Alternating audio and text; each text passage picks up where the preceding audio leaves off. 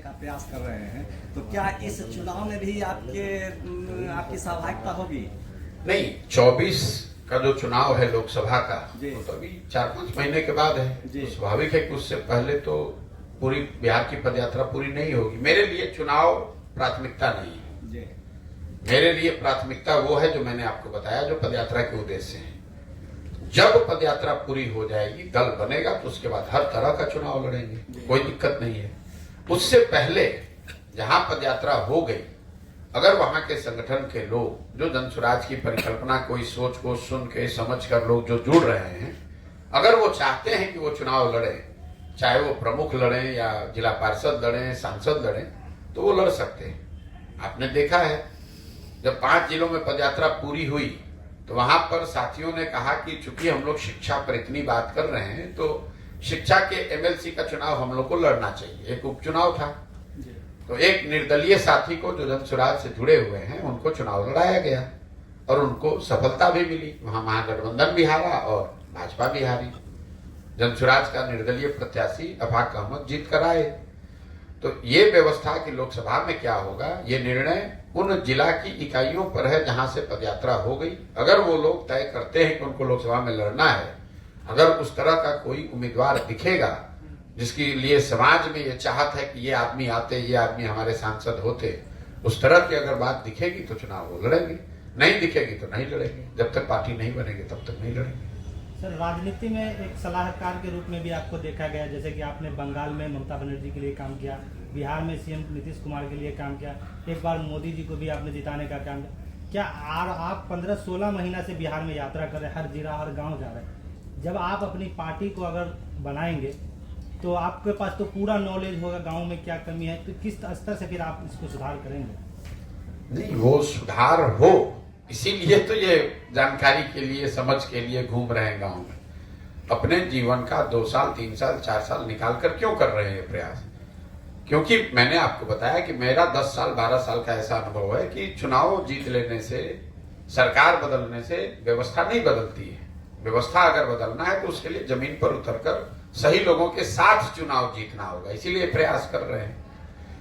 मेरी अपनी जिम्मेवारी मैं समझता हूं कि मैं बिहार का हूं, मुझे अगर भगवान ने शक्ति, बुद्धि, क्षमता दी है तो मुझे ये प्रयास करना चाहिए और इसीलिए ये काम कर रहे हैं। आपको लग रहा है कि पहले हम कुछ दूसरा करते थे, आज कुछ दूसरा कर रहे हैं। हमारी नजर में हम वही काम कर रहे हैं जो पहले करते थे। पहले हम दलों को, नेताओं को सलाह देते थे कि किस तरीके से मुद्दों को उठाइए, किस तरीके से अपने संगठन को बनाइए, किस तरीके से आप प्रचार प्रसार कीजिए ताकि आप चुनाव जीत कर आएंगे। अभी भी वही काम कर रहे हैं, सिर्फ दल और नेता के लिए नहीं, बिहार की जनता के लिए वो काम कर रहे हैं। गांव गांव जाकर आपको बता रहे हैं कि भैया आपकी क्षमता है, आप आइए, आप मुखिया लड़िए, हम आपको मदद करेंगे मुखिया लड़ने में। तो काम तो वही कर रहे हैं, समझ वही है। प्रशांत जी, जैसे हर पार्टी का कोई लोगों को जोड़ने के लिए, अपने सदस्य बनाने के लिए कोई ना कोई ऐप होता है।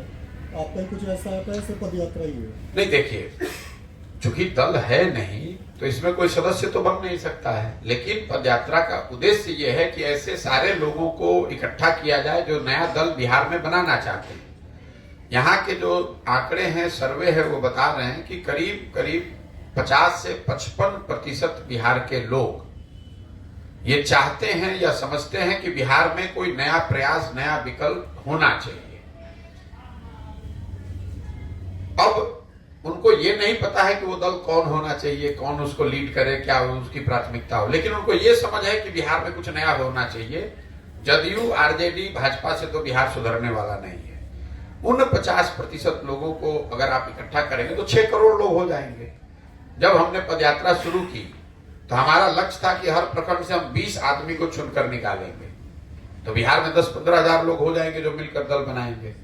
अभी करीब करीब 2 से 2.5 हजार लोग हर प्रखंड से जन स्वराज से जुड़ते हैं। तो इस चीज को व्यवस्थित करने के लिए अभी हम लोग एक अभियान शुरू कर रहे हैं कि जो भी इसका संस्थापक सदस्य बनना चाहता है वो इससे जुड़ सकता है, संस्थापक सदस्य बन सकता है।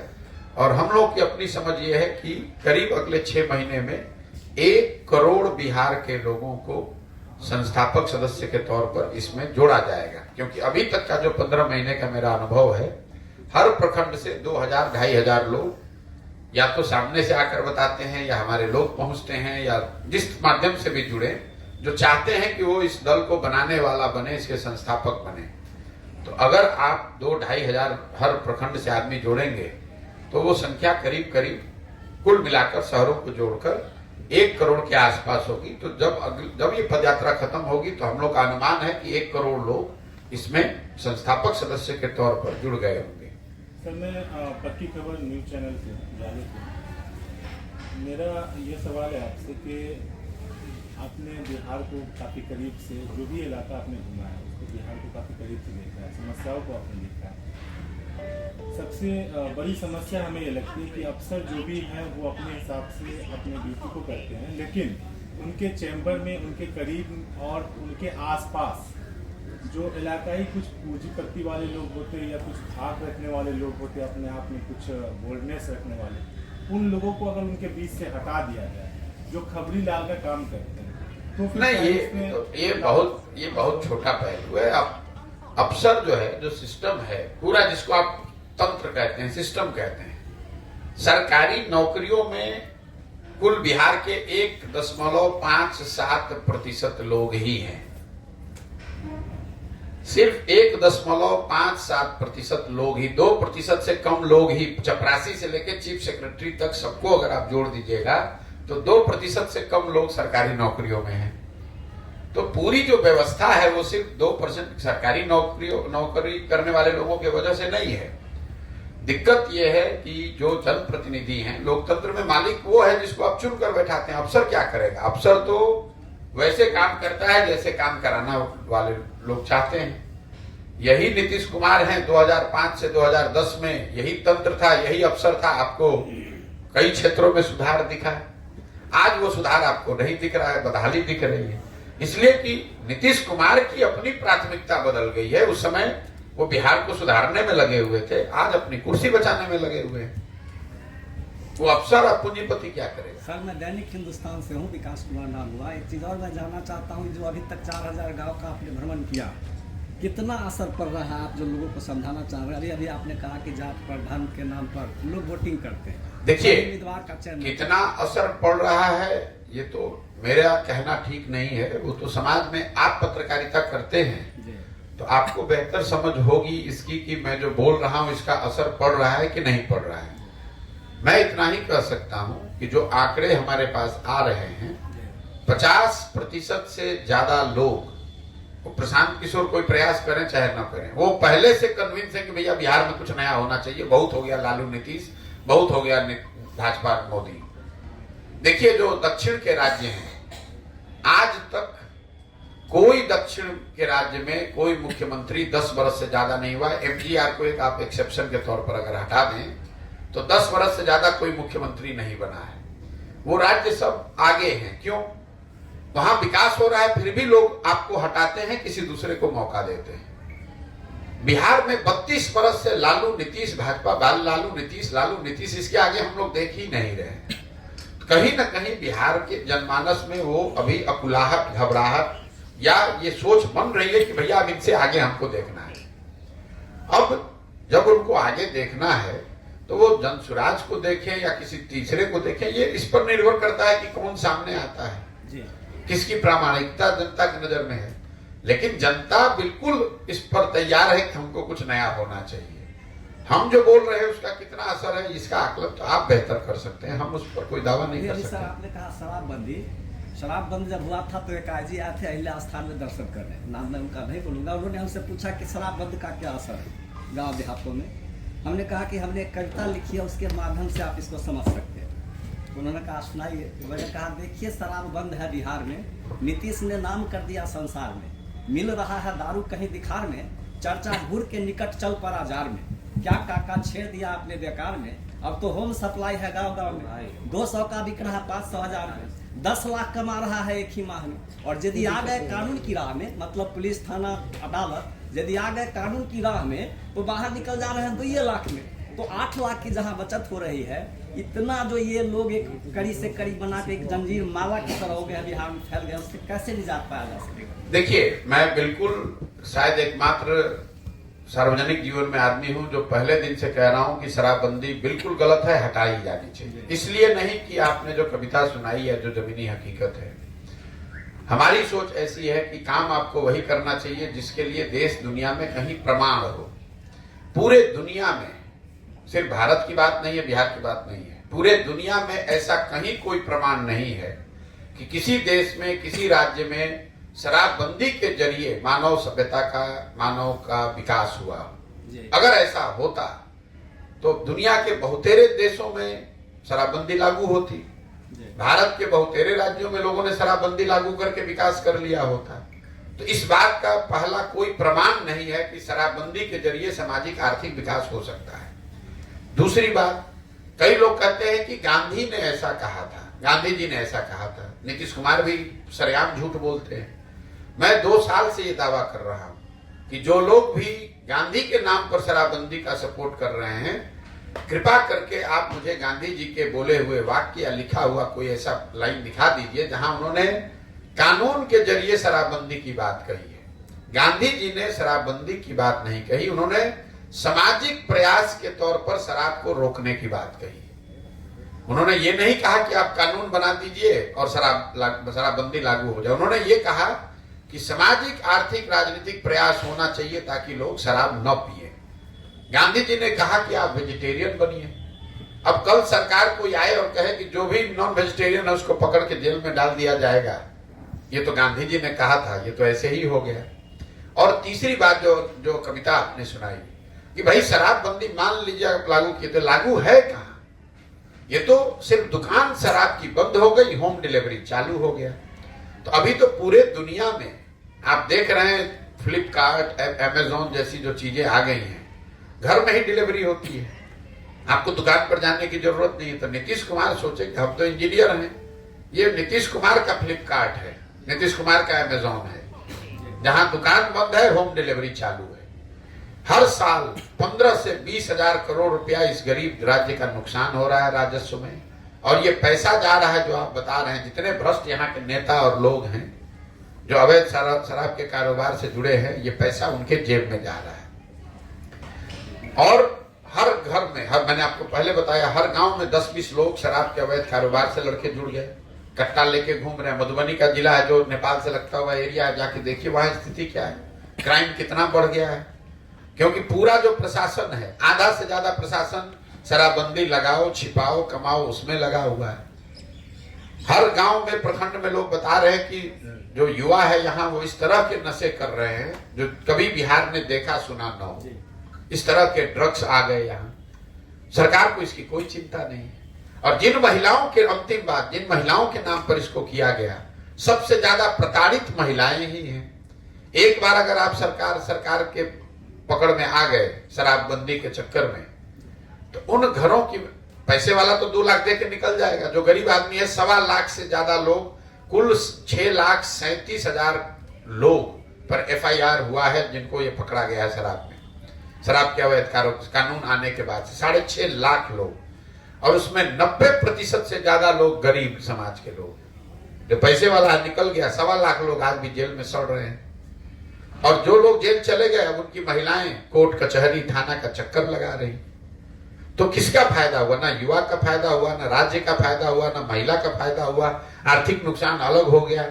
नीतीश कुमार का जिद है कि नहीं यही रहेगा। कितने लोगों की अवैध शराब पीने से मौत हो रही है। आप लोग तो कभी कभी कोई 10-20 आदमी मरता है तब आप लोग खबर छापते हैं। सच्चाई यह है कि हर पंचायत में अवैध शराब पीने से लोगों की मृत्यु रोजाना की ये खबर है। डर के मारे लोग बता नहीं रहे कि एक तो घर का आदमी गया, बाद में शराबबंदी का कानून पे पुलिस अलग परेशान करेगी। तो ये दुर्दशा है। सर, आपका समय बहुत अमूल्य है, आप पदयात्रा में है, लेकिन मैं आपको 1-2 कविता, और भी पत्रकार अपनी जगह, इसी समाज का मैं भी अंग हूँ, और हमको जो अनुभव होता है उसको भी हम कहीं ना कहीं उसको लिखते हैं या व्यक्त करना चाहते हैं। हमने 2 कविता लिखी हुई है, वो आपको सुनाएंगे। पिछली बार जो चुनाव हुई है विधानसभा का, उस चुनाव में एक कविता मैंने लिखा था। कविता था कि, एक सेकेंड सर, पहले तो दूध के धुले ऑफिसर बाबू, 2 कविता मैं आपको सुनाऊंगा।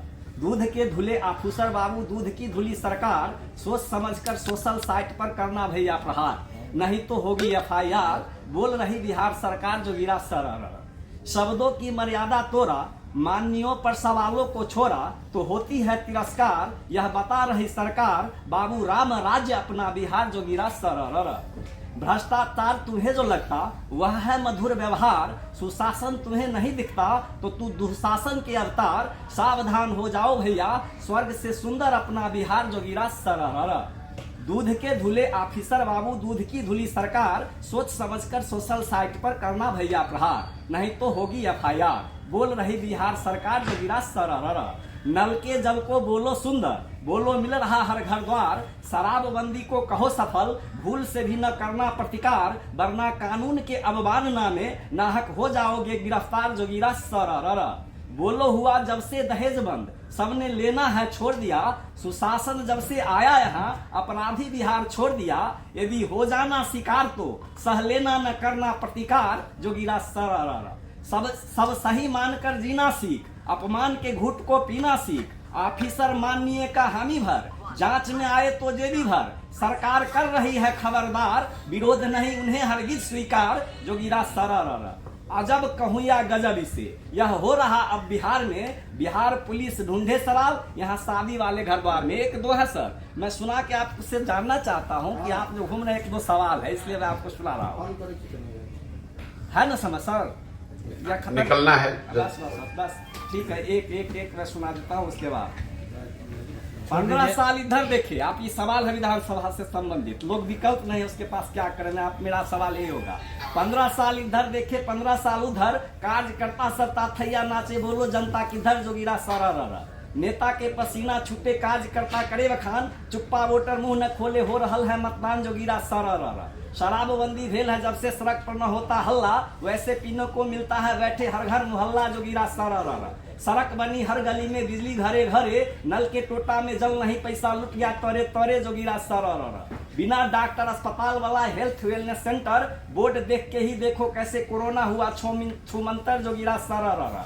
जंगल राज के आका जेल में, बोल रहे उनके युवराज। बनी सरकार हमारी तो देंगे सबकी नौकरी हाथों, सबको नौकरी हाथों हाथ जो गिरा सरर। एक जंगल राज का भय दिखाए, एक नौकरी का सपना। जनता फसल उधेर बुन में, किसको बनाए अपना जो गिरा सरर। लालू राज को याद कर करके सिहर उठे अधेर। लौट न जाए कहीं बिहार में लूट अपहरण फिर जो गिरा सरर। डॉक्टर पहले ही कहीं नहीं, बचे हुए हैं दो चार। युवराज की सरकार बनी तो हो जाए न फरार जो गिरा सरर। फिरौती के भय से हलक में अटक रहा है प्राण। भीड़ देख गुहार लगा रहे हैं, बचा लेना भगवान जो गिरा सरर। सर, एक विकल्प के तौर पर दिया नोटा। आप कहते हैं कि हमारे पास कोई विकल्प नहीं होता तो हम क्या जाए, तो जनता जाएगी किधर? आप कहते हैं कि अभी इसी बीच से कोई आएगा तो हम उसको लड़ाएंगे। हम यह समझना चाह रहे हैं कि इतना बड़ा जो आप जन जन में बदलाव लाने की बात करते हैं, तो आप किस प्लेटफॉर्म से वो अपने आप को जोड़ेगा? आपको बोला तो इतनी देर से जी कि जनता को विकल्प के अभाव में किसी एक गलत आदमी को वोट न देना पड़े, इसलिए विकल्प नया बना रहे हैं। वही हम समझना चाहते हैं। बहुत बहुत धन्यवाद। Thank you sir. अब भाई हमको